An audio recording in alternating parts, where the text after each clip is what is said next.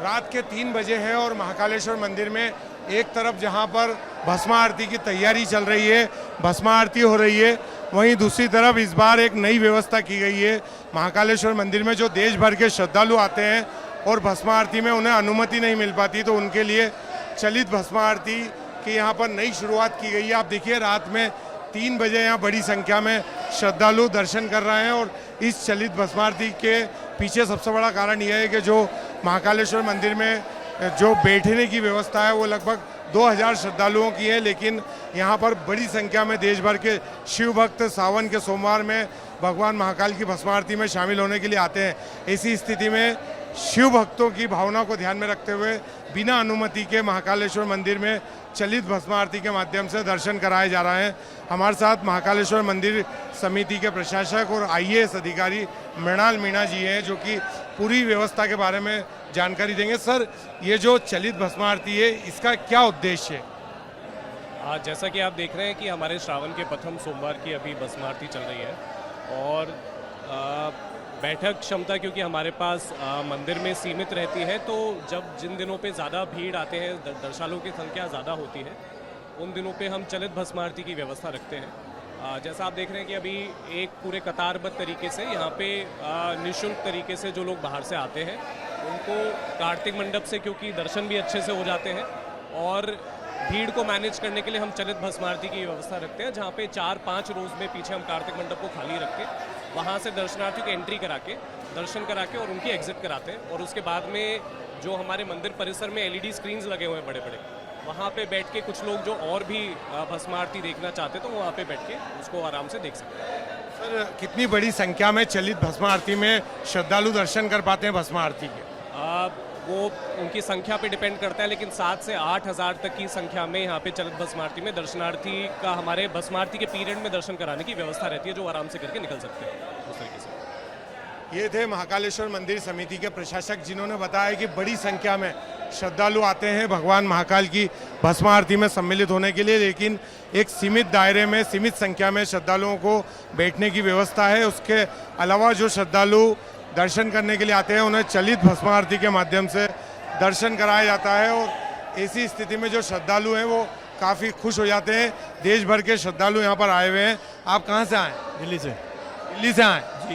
इस तरीके से जो चलित भस्म आरती के माध्यम से भी श्रद्धालुओं को दर्शन कराए जा रहे हैं यहाँ पर? जी जी। किस तरीके से कराए जा रहे हैं? अच्छे तरीके से कराया जा रहा है बहुत। आप कहाँ से आए? आप? हम बस्ती से आए हैं, यूपी बस्ती। किस प्रकार के दर्शन हो रहे हैं भगवान महाकाल? एकदम अच्छे से। एक जो चलित भस्म आरती का प्रयोग है जिसमें कि चलते हुए श्रद्धालुओं को दर्शन हो रहा है, तो किस तरीके से इस रूप को देखते हैं कि जो देश भर के श्रद्धालु आते हैं उनकी कहीं ना कहीं भावना रहती है भगवान के दर्शन करने की? जी यस यस, होती है भावना सच्चे।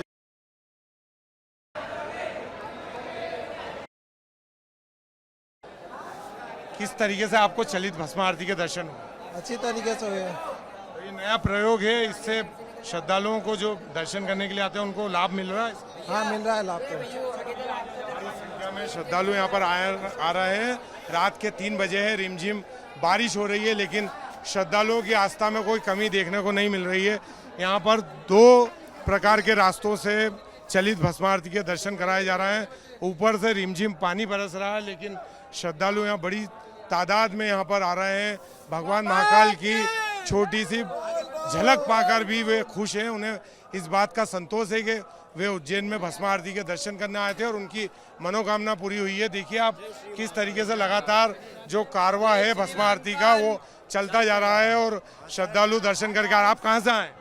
गंजवासोदा से। तो किस तरीके से जो चलित भस्म आरती के दर्शन हुए, आपको संतोष है इस बात का? हाँ, हो गए। आप कहाँ से आए? गंजवासोदा। तो ये बताएं, आप चलित भस्म आरती की आपने उम्मीद की थी कि आपको भस्म आरती में भगवान के दर्शन होंगे? हाँ, की थी। उम्मीद की थी? हाँ। उम्मीद पूरी हो गई? हाँ। आप कहाँ से आए? इंदौर से। तो चलित भस्म, आपके पास अनुमति थी भस्म आरती की? नहीं, ये तो नॉर्मल है ना सभी के लिए तो। हाँ, अच्छी सुविधा है मंदिर की? बिल्कुल बिल्कुल बढ़िया, बहुत शानदार है।